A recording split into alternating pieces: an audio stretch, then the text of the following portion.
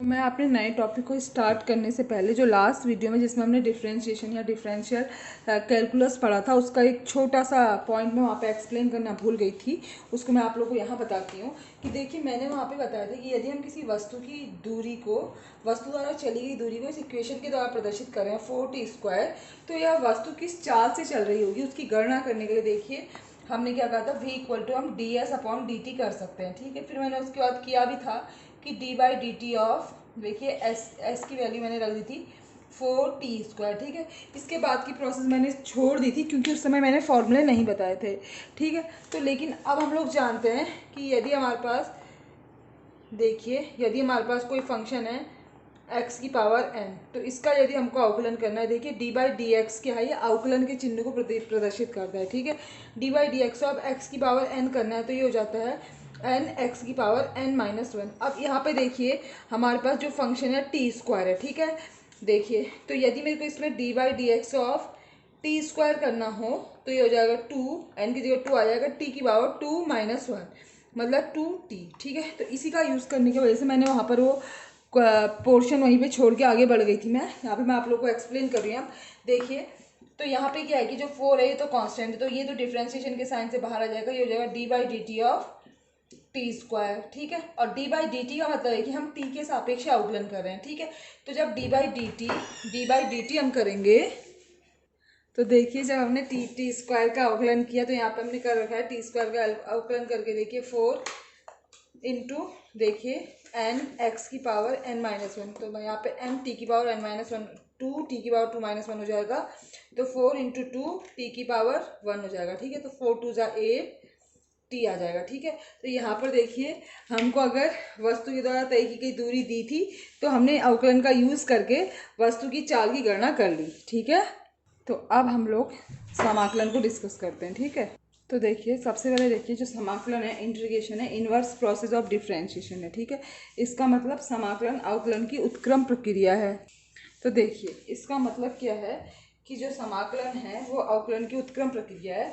इसका मतलब क्या है कि यदि हमारे पास कोई फंक्शन है y इक्वल टू fx, ठीक है, तो हम fx का यदि अवकलन करते हैं, ठीक है, अवकलन मतलब d/dx, ठीक है, d/dx ऑफ fx। ठीक है, ये जो d/dx चिन्ह है ये हमको बतलाता है कि हम इस राशि का जो y इक्वल टू fx है इसका अवकलन कर रहे हैं। ठीक है, तो d/dx ऑफ fx यदि हम कर रहे हैं तो देखिए इसका अवकलन करके f' आ गया। ठीक है, ये जो fx के ऊपर मैंने ये f' लगाया इसका मतलब है कि इस राशि का अवकलन कर लिया गया है। ठीक है, अब यदि मैंने क्या बोला कि अवकलन की उत्क्रम प्रक्रिया मतलब इन्वर्स प्रोसेस क्या है, समाकलन है, तो अब यदि मैं f' का समाकलन करूंगी तो मुझे वापस वो जो फंक्शन है f(x) वो मिल जाएगा। ठीक है, तो पहले हमने क्या किया कि जो हमारे पास फंक्शन था f(x) इसका हमने अवकलन किया तो हमको f' मिल गया।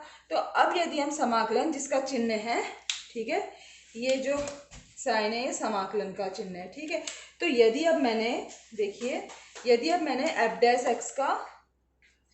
f' का समाकलन किया तो मुझे वापस से f(x) मिल जाएगा। ठीक है, ये तो सिंपल डेफिनेशन है कि जो समाकलन है वो अवकलन की उत्क्रम प्रोसेस होती है। तो माना हमारे पास कोई फंक्शन ले लिया हमने f(x), तो f(x) का यदि हमने अवकलन किया तो हमको जो राशि मिली वो f'(x) मिल गई, और यदि हमने वापस से f'(x) का समाकलन किया तो हमको जो राशि मिल जाएगी वो f(x). ठीक है, और एक चीज़ यहाँ पे ध्यान दीजिएगा कि जब हम किसी राशि का समाकलन करते हैं तो हम उसके साथ साथ एक नियतांक भी जोड़ते हैं जिसको हम बोलते हैं समाकलन नियतांक। ठीक है, तो देखिए ये जो मैंने c यहाँ पे लिखा है इसको हम समाकलन नियतांक कहते हैं। ठीक है, और एक चीज़ यहाँ पे ये देखिए क्या कि जो f'(x) है ये तो फलन है। ठीक है, और dx का मतलब है कि जो समाकलन हो रहा है और x के सापेक्ष हो रहा है। ठीक है, जैसे यहाँ पे d/dx का मतलब था कि x के सापेक्ष अवकलन हो रहा है, उसी प्रकार से यदि हम लोग इंटीग्रेशन dx रख रहे हैं तो dx का मतलब है कि x के सापेक्ष अवकलन हो रहा है, समाकलन हो रहा है। यदि हम इंटीग्रेशन dt रख देते तो इसका मतलब होता है कि t के सापेक्ष समाकलन हो रहा है। ठीक है, तो इस सिंपल समाकलन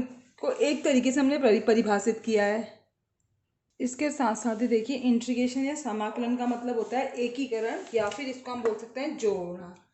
ठीक है, इसको मैं भी एक्सप्लेन कर दूँ कि इंटीग्रेशन का जोड़ने का मतलब क्या होता है। ठीक है, और इसके साथ साथ ही इंटीग्रेशन से जो हम प्राप्त करते हैं कि किसी भी, जैसे देखिए अगर हम इसके द्वारा विस्थापन की गणना कर सकते हैं। ठीक है, डिस्प्लेसमेंट, उसके साथ साथ ही एरिया मतलब क्षेत्रफल की गणना कर सकते हैं।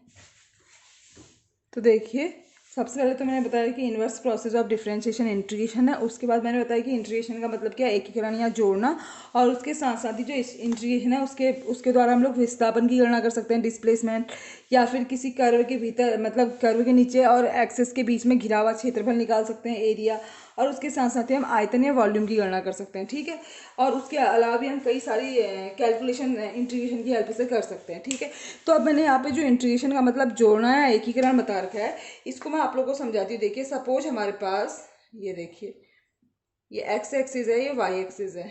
ठीक है, यहाँ पे हमने एक वक्र ले लिया, एक सपोज हम इस तरीके से हमने स्ट्रेट लाइन ले ली। ठीक है, ये देखिए, तो सपोज हमने इस लाइन और एक्स एक्सिस के बीच में घिरा हुआ क्षेत्रफल ज्ञात करना है, तो हम क्या करेंगे, देखिए इस तरीके से, मानो कि ये डिस्टेंस x1 है और ये डिस्टेंस y1 है। ठीक है, तो हमने इस रेखा और इस एक्स एक्सिस के बीच में घिरा हुआ क्षेत्रफल निकालना है। तो देखिए ये वाला हमको एरिया चाहिए।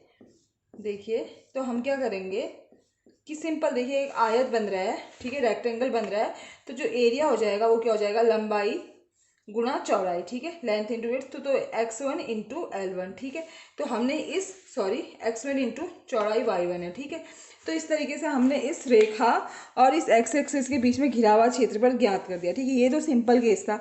अब यदि इस रेखा के स्थान पे हमने कोई कर्व ले लिया, देखिए पहले केस में हमने स्ट्रेट लाइन ली थी, अब सपोज हमारे पास कोई इस तरीके का कर्व है। देखिए तो इस कर्व और इस एक्स एक्सिस के बीच में घिरा हुआ क्षेत्रफल यदि हमको निकालना है, तो हम क्या करते हैं, देखिए ठीक है, तो हम क्या करते हैं कि इस कर्व का एक छोटा सा पार्ट ले लेते हैं। देखिए हमने इस कर्व और एक्स एक्सिस के बीच का घिरा हुआ क्षेत्रफल, ये वाला क्षेत्रफल ज्ञात करना है हमने, तो हम क्या करते हैं कि इसमें छोटा सा एलिमेंट्री पार्ट ले लेते हैं। देखिए ये देखिए, ठीक है, ये देखिए एक छोटा सा एलिमेंट्री पार्ट ले लिया जिसकी चौड़ाई dx है और ये जो लंबाई है सपोज ये y है।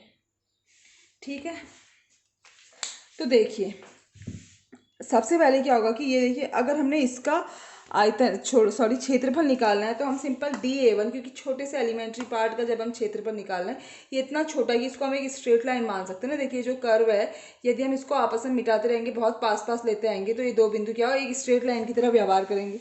ठीक है, तो ये दो पॉइंट एक दूसरे के बहुत पास है और ये करीब करीब एक रेक्टेंगल टाइप का बन रहा है। तो यदि हम इसका क्षेत्रफल निकालेंगे, तो लंबाई गुणा चौड़ाई से क्या हो जाएगा, y इंटू डी एक्स हो जाएगा। ठीक है, इस छोटे से एलिमेंट्री पार्ट का क्षेत्रफल तो हमने निकाल लिया, dA into y equal to d a equal to y d x हो गया। ठीक है, अब यदि हमको चूंकि इस पूरे ये वक्र और इस एक्स एक्सिस के बीच में घिरा हुआ क्षेत्रफल निकालना है, तो हम क्या करेंगे कि ऐसे इस पूरे वक्र को छोटे छोटे से पार्ट में, देखिए एक पार्ट हम यहाँ पे और ले लेंगे। ठीक है, ये देखिए एक पार्ट हमने और ले लिया। ठीक है, इसका क्षेत्रफल निकाला, इसी प्रकार से एक पार्ट और ले लिया, इसका क्षेत्रफल निकाला।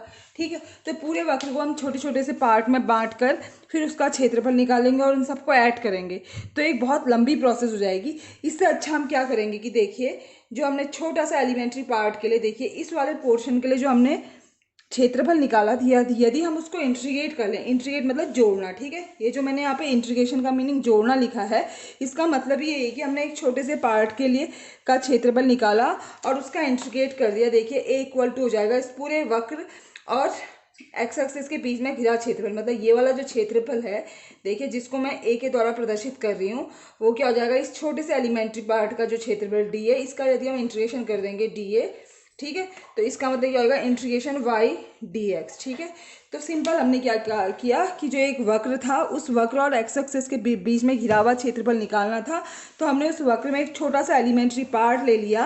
देखिए डी एक्स चौड़ाई का और वाई लंबाई का एक छोटा सा एलिमेंट्री पार्ट ले लिया और उसका क्षेत्रफल निकाला और उसको इंटीग्रेट कर लिया, तो हमको पूरे वक्र या कर्व और एक्स एक्सिस के बीच में घिरा हुआ क्षेत्रफल मिल गया। ठीक है, तो इंटीग्रेशन की हेल्प से जो फिजिक्स में कॉन्सेप्ट होंगे या फिर कोई भी डेरिवेशन होगा, तो वहाँ पे हम पहले एक छोटे से पार्ट के लिए कोई भी वैल्यू निकालेंगे और फिर उसका इंटीग्रेट करेंगे, तो हमको पूरे वक्र या फिर किसी भी सिचुएशन में उसका मान मिल जाएगा। ठीक है, तो ये जो एकीकरण या जोड़ना है, इसका मैंने मतलब आप लोगों को यहाँ पे समझा दिया। अब हम सिंपल जो इंटीग्रेशन के फॉर्मूले होते हैं उनको डिस्कस करते हैं, और बाकी मेन क्या, ये तो हल्का सा इंटीग्रेशन की मीनिंग थी।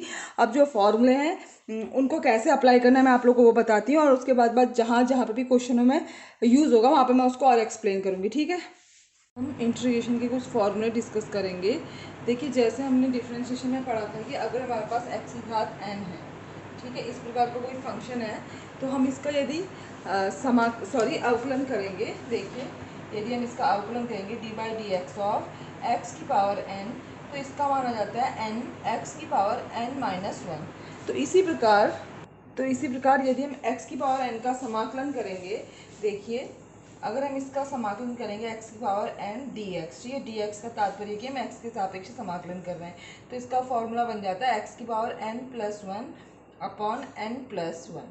ठीक है, तो ये x की पावर n का समाकलन का फॉर्मूला है। ठीक है, तो देखिए, अगर हमारे पास क्वेश्चन होगा, देखिए सपोज हमारे पास x की पावर 5 dx है, ठीक है, तो इसका समाकलन करेंगे तो n=5 हो गया। तो इस फॉर्मूले में जो ये हमारे पास सूत्र है, ठीक है, इसमें हम n की जगह 5 रख देंगे तो ये आ जाएगा x की पावर 5+1 अपॉन 5+1, ठीक है, तो इक्वल टू x की पावर 6 अपॉन 6 आ जाएगा। ठीक है, तो इस प्रकार हम किसी भी अगर कोई फंक्शन होगा x की पावर n टाइप का, तो उसका हम समाकलन इस तरीके से कर लेंगे। ठीक है, इसके बाद देखिए, यदि हमारे पास सिंपल dx हो, ठीक है, तो इसका मतलब क्या है कि अगर हम इसको लिखें तो इसका मतलब होगा x की पावर 0 dx। ठीक है, अगर सिंपल dx और इसका समाकलन करना है तो इसका मतलब ये क्या हो जाएगा, x की पावर 0, क्योंकि x की पावर 0 का मान क्या है, 1 ही होता है। ठीक है, तो अगर कुछ नहीं है तो उसको हम x की पावर 0 लिख सकते हैं। ठीक है, तो यहाँ पर जो x की पावर 0 है तो इसमें n=, हो जाएगा 1। तो इस फॉर्मूले यदि हम रखेंगे तो ये हो जाएगा x की पावर n=0 हो जाएगा, क्योंकि x की पावर 0 है, तो 0+1 अपॉन 0+1 हो जाएगा। तो दिस इम्प्लाइज x की पावर 1/1। ठीक है, मतलब x आ जाएगा। तो अब ये जो हमने फॉर्मूला डिस्कस किया, जिसका यूज़ करके हमने इतने क्वेश्चन किए, तो इसमें एक कंडीशन है। देखिए, इस फॉर्मूले में जो एक कंडीशन है कि ये फॉर्मूला तभी लागू होगा जब n=1 होगा। ऐसा हम क्यों बोल रहे हैं, क्योंकि यदि n=1 हो जाता है तो ये क्या हो जाएगा, देखिए, x की पावर -1+1 अपॉन -1+1। ठीक है, तो इसका मतलब इसको हम सॉल्व करेंगे तो -1 से -1, तो ये x की पावर 0 हो जाएगा अपॉन 0 आ जाएगा। इसका मतलब ये राशि क्या हो जाएगी, इनफाइनाइट, अनंत आ जाएगी। ठीक है, इसलिए इसके साथ कंडीशन लगी हुई कि n=1। ठीक है, n अगर -1 नहीं होगा तब ये फॉर्मूला लागू होगा। ठीक है, इसके बाद जो नेक्स्ट फार्मूला है, इसके बाद देखिए, सबसे पहले हमने पहला फॉर्मूला तो देख लिया कि यदि x की पावर n dx है तो इसका इंटीग्रेशन हो जाएगा x की पावर n+1 अपॉन n+1, कब, जब n=1। ठीक है, इसके बाद देखिए, जो नेक्स्ट फॉर्मूला है वो है कि यदि इंटीग्रेशन dx होगा तो इसका मान कितना हो जाएगा, x। इसके बाद ये कैसे होगा हमने देख लिया अभी इसी फॉर्मूले में है। ठीक है, इसका जो तीसरा फॉर्मूला है कि अगर c × x dx होगा, ठीक है, तो जो c है वो बाहर आ जाएगा। c क्या है, नियतांक है। ठीक है, तो जो नियतांक राशि होगी वो इंटीग्रेशन के चिन्ह से बाहर आ जाएगी, तो हो जाएगा c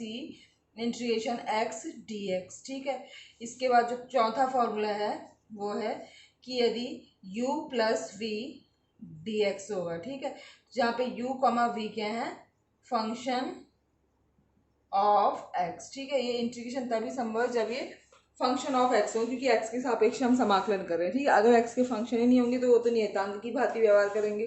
तो इस केस में क्या हो जाएगा कि जो इंटीग्रेशन है वो दोनों में बढ़ जाएगा, जैसे हमने डिफरेंशिएशन में भी देखा था, u dx plus integration v dx। ठीक है, ये तो सिंपल से फॉर्मूले हो गए। ठीक है ना, अब देखिए, जब हमने समाकलन को स्टार्ट किया था तो हमने एक चीज़ पढ़ी थी कि जो समाकलन है, इंटीग्रेशन है, वो डिफरेंशिएशन का इन्वर्स है, मतलब उत्क्रम है। ठीक है, उत्क्रम प्रक्रिया है। ठीक है ना, मतलब उसकी उल्टी है। ठीक है, तो उसमें हमने देखा भी था कि यदि हमारे पास कोई फंक्शन f(x) है, तो यदि हम इसका डिफरेंशिएशन अवकलन करते हैं f(x) का, तो इसका मान f'(x) आ जाता है। ठीक है, तो अर्थात यदि हम f'(x) का समाकलन करेंगे तो हमको वापस से f(x) मिल जाएगा। ठीक है, तो देखिए, यदि हम इसका समाकलन करेंगे f'(x) तो हमको f(x) मिल जाएगा। ठीक है, तो इसी का यूज करके देखिए, अब हम फॉर्मूले पढ़ते हैं। ठीक है ना, इधर मैं अवकलन के फॉर्मूले लिखूंगी और इधर मैं समाकलन के। देखिए, जैसे हमने अवकलन के फॉर्मूले में पढ़ा था कि d/dx ऑफ log x, हमने log x का अवकलन पढ़ा था 1/x। ठीक है। तो अब यदि हम देखिए log x का अवकलन किया तो 1/x मिल गया। तो अगर मैं 1/x का समाकलन करूंगी तो मुझे log x मिल जाएगा, ठीक है ना। तो ये देखिए integration 1/x dx equal to log x, ठीक है। ये अवकलन के जो फॉर्मूले हैं देखिए, इसी का उल्टा करने पे हमको समाकलन के फॉर्मूले मिल जा रहे हैं, ठीक है। तो अगर आपको ये फॉर्मूले याद है तो आप ये फॉर्मूले कर सकते हैं, ठीक है। तो log x का अवकलन हमने पढ़ा था 1/x होता है, तो 1/x का समाकलन हमने देख लिया log x हो गया, ठीक है। इसी तरीके से देखिए हमने देखा था d/dx ऑफ a की पावर x का जब हमने डिफ्रेंशिएशन देखा था तो a की पावर x log a, ठीक है। मतलब अगर हम इसका अवकलन a की पावर x log a, इसका मतलब यदि हम a की पावर x log a का समाकलन करेंगे तो हमको a की पावर x मिल जाएगा। तो देखिए a की power x log a dx equal to a की पावर x आ जाएगा। अब चूंकि log a तो क्या है, कांस्टेंट है, ठीक है। तो ये इससे बाहर में निकल जाएगा log a इंटीग्रेशन a की power x dx equal to a की पावर x। तो दिस इम्प्लाइज दैट अगर हम a की पावर x का समाकलन करते हैं तो हमको मिल जाएगा a की पावर x log a, ठीक है। कैसे मिला देख लीजिए, जो फॉर्मूला था इसी का रिवर्स प्रोसेस किया तो हमको समाकलन का फॉर्मूला मिल गया, ठीक है। इसके बाद नेक्स्ट फॉर्मूले देखते हैं। ये इस तरीके से बताने के पीछे का कारण ये है कि यदि आप लोगों को अवकलन के फॉर्मूले याद हो गए हों तो आप उन्हीं से समाकलन के फॉर्मूले भी निकाल सकते हैं, ठीक है। तो देखिए अब जैसे हम d/dx ऑफ e की पावर x का अवकलन करते हैं तो ये e की पावर x आ जाता है। तो इसका मतलब यदि हम e की पावर x का समाकलन करेंगे तो हमको ये राशि मिल जाएगी। देखिए तो जाएगा e की power x dx equal to e की पावर x, ठीक है। ये हम क्या कर देते हैं ना, ये देखिए d/dx ऑफ e की पावर x, तो हमने इसको dx इक्वल टू e की पावर x dx लिख दिया। अब मैं इसे दोनों तरफ समाकलन कर रही हूँ तो ये हो जाएगा d e की power x equal to integration e की पावर x dx। तो ये इसका डिफ्रेंशिएशन का अगर इंटीग्रेशन करेंगे तो हमको वो राशि मिल जाएगी, ये देखिए, क्योंकि ये एक दूसरे के उल्टे होते हैं ना। ये इसका उत्क्रम इंटीग्रेशन होता है तो ये एक दूसरे को कट कर देंगे, देखिए, ठीक है। तो e की पावर x का इंटीग्रेशन e की पावर x dx हो जाएगा, ठीक है। तो किस तरीके से होगा मैंने यहाँ पे बतला भी दिया आपको। इसके बाद नेक्स्ट फॉर्मूला देखिए, हमने पढ़ा था d/dx of sine x equal to cos x, ठीक है। तो इसका मतलब जब हमने साइन x का अवकलन किया था तो हमको कॉस x मिला, तो अगर हम कॉस x का समाकलन करेंगे तो हमको साइन x मिल जाएगा, ठीक है। कॉस x का जब हम समाकलन करेंगे तो हमको साइन x मिल जाएगा, ठीक है। कैसे मिलेगा आप लोग कर सकते हैं कि देखिए d of sine x equal to cos x dx हो जाएगा। ये dx मैंने इधर भेज दिया, इसका इंटीग्रेशन करूंगी, ये देखिए equal to integration cos x dx। ये क्या होता है, इंटीग्रेशन और डिफ्रेंशिएशन एक दूसरे का उत्क्रम होता है, ठीक है। तो ये आपस में कट जाएगा। तो देखिए sine x equal to integration cos x dx, ठीक है। तो सबका बस सिंपल सा है, एक चीज़ आपको आती तो दूसरी चीज़ आपने आराम से कर लेनी है। इसके बाद देखिए हमने पढ़ा था d/dx ऑफ कॉस x, जब हमने कॉस x का अवकलन देखा था तो माइनस साइन x आया था। इसका मतलब यदि हम साइन x का समाकलन देखेंगे यहाँ पर से तो माइनस कॉस x आ जाएगा। मैं माइनस का साइन यहाँ भी भेज सकती हूँ, ठीक है। तो देखिए साइन x का जब समाकलन करेंगे तो जाएगा माइनस कॉस x। इसके साथ साथ ही देखिए d/dx ऑफ हमने 10x किया था तो हमको सेक स्क्वायर एक्स मिल गया था। मतलब अगर हम सेक की 10x का अवकलन किया था तो सेक स्क्वायर एक्स मिल गया था, तो अब सेक स्क्वायर एक्स का समाकलन करेंगे तो हमको 10x मिल जाएगा। ये देखिए sec square x dx equal to 10x आ जाएगा, ठीक है। इसके बाद देखिए हमने पढ़ा था d/dx ऑफ सेक एक्स, ये हमने पढ़ा था सेक एक्स 10x, ठीक है। इसका मतलब क्या है कि सेक एक्स का जब अवकलन d/dx का मतलब है कि अवकलन की बात करें तो सेक एक्स का अवकलन किया था तो सेक एक्स 10x मिल गया था। अब अगर हम सेक एक्स 10x का समाकलन करेंगे तो हमको सेक एक्स मिल जाएगा, ठीक है। तो देखिए सेक एक्स 10x का अगर हमने समाकलन किया, देखिए सेक एक्स 10x का हमने समाकलन किया तो हमको सेक एक्स मिल जाएगा, ठीक है। इसी प्रकार से हमने कॉट एक्स का अवकलन पढ़ा था d/dx ऑफ कॉट एक्स, ये हमने पढ़ा था माइनस कॉसेक स्क्वायर एक्स। तो इसका मतलब यदि हम कॉसेक स्क्वायर एक्स का समाकलन करेंगे तो हमको माइनस कॉट एक्स मिल जाएगा, ठीक है। सॉरी यहाँ पे dx भी आएगा, d x equal to minus cot x. ठीक है, ये माइनस का साइन मैंने यहाँ भेज दिया। इसी प्रकार से हमने पढ़ा था d by d x of cosec x, इसका हमने पढ़ा था minus cosec x cot x. तो अब अगर मैं कॉसेक एक्स कॉट एक्स, अब मैंने कॉसेक एक्स का अवकलन किया तो मुझे minus cosec x cot x मिला। तो अब मैंने अगर कॉसेक एक्स कॉट एक्स का समाकलन कर लिया तो मेरे को माइनस कॉसेक एक्स मिल जाएगा। ठीक है, कॉसेक एक्स कॉट एक्स का मैंने समाकलन कर लिया तो मुझको माइनस कॉसेक एक्स मिल जाएगा। ठीक है, तो ये कुछ बहुत फॉर्मूले थे, आगे भी कई सारी चीज़ें होंगी, तो जैसे जैसे टॉपिक में आएगा तो मैं आप लोग को एक्सप्लेन करती रहूँगी। इसके साथ साथ देखिए एक ये टॉपिक और बचा है, निश्चित समाकलन या फिर इसको डेफिनेट इंटीग्रल कहते हैं। तो यदि हम किसी फलन को किसी सीमा के अंतर्गत, ठीक है, जैसे हमारे पास कोई फंक्शन एफ एक्स है, ठीक है, तो इसकी माना निम्नतम सीमा ए और उच्चतम सीमा बी है। ठीक है, इसको लोअर लिमिट कहते हैं और इसको अपर लिमिट कहते हैं। इसके अंतर्गत हमको इसको इंटीग्रेट करेंगे। देखिए, तो ये निम्न सीमा हो गई लोअर लिमिट और ये अपर लिमिट मतलब उच्च सीमा हो जाएगी एफ एक्स डी एक्स। ठीक है, तो जो इसका आंसर आएगा देखिए तो जब हम इसको सॉल्व कर लेंगे, सपोज ये एफ एक्स का डिफ्रेंशिएशन करके एफ डैश एक्स आ गया, तो एफ डैश एक्स है, तो इसको जब सॉल्व करके आ गया तो एफ एक्स आ जाएगा, लोअर लिमिट ए और अपर लिमिट बी। ठीक है, और जब हम इसको सॉल्व करेंगे तो देखिए पहले उच्च सीमा आ जाएगी अपर लिमिट, फिर माइनस का साइन आएगा और फिर निम्न सीमा आ जाएगी। ठीक है, जैसे मैं आप लोग को एक एग्जाम्पल के द्वारा समझाऊँ कि देखिए सपोज लोअर लिमिट ए है और अपर लिमिट बी है और जो फंक्शन है हमारे पास वो एक्स है। ठीक है, एक्स है। ठीक है, एक्स डी एक्स। तो यदि हम इसका समाकलन करेंगे तो देखिए एक्स का समाकलन क्या हो जाएगा, पावर क्या है 1 है, तो एक्स की पावर एन का फॉर्मूला था, देखिए एक्स की पावर एन डी एक्स हमने पढ़ा था कि क्या होता है एक्स की power n plus one upon n plus one. तो यहाँ पे एन इक्वल टू 1 है, तो इंटीग्रेशन एक्स की power 1 d x equal to कितना हो जाएगा, एक्स की पावर 1 प्लस 1 अपॉन 1 प्लस 1 मतलब एक्स स्क्वायर अपॉन 2। तो सिंपल पहले जैसे इंटीग्रेशन करते हैं वैसे इंटीग्रेशन कर लेंगे, तो जाएगा एक्स स्क्वायर अपॉन 2 कि फिर ये लोअर लिमिट अपर लिमिट हम लोग रख लेंगे इसमें। ठीक है, इसके बाद देखिए फिर जब हम इसमें लिमिट लगाएंगे तो देखिए 1/2 को तो मैं बाहर ले सकती हूँ, अंदर बच जाएगा x square lower limit upper limit. ठीक है, तो जब हम लिमिट रखेंगे तो देखिए पहले क्या होगा, उच्च सीमा मतलब एक्स की जगह हम बी रख देंगे। ठीक है, तो बी का स्क्वायर माइनस निम्न सीमा क्या हो जाएगी, ए का स्क्वायर। ठीक है, तो इस प्रकार से हम निश्चित समाकलन के क्वेश्चन भी सॉल्व करेंगे। ठीक है, तो ये सिंपल सा टॉपिक है।